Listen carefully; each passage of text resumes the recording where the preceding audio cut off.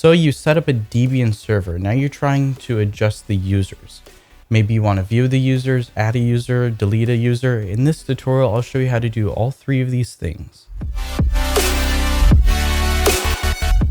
To view users on Debian, all you need to do is type in this simple command, sudo/etc/passwd.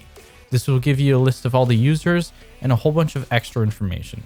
Now, to simply just get a list of all the usernames, what you want to do is type in the same commands, and then we're going to do this line cut -d:\-f1.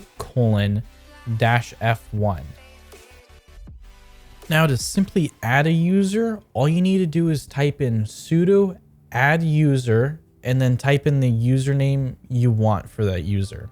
Make sure you don't use any caps or spaces. We can see that our added user has been listed on the bottom. To simply delete a user, all you need to do is type in sudo del user and then the username. Now, if we run the same command to view all users, we can see that that user is no longer here.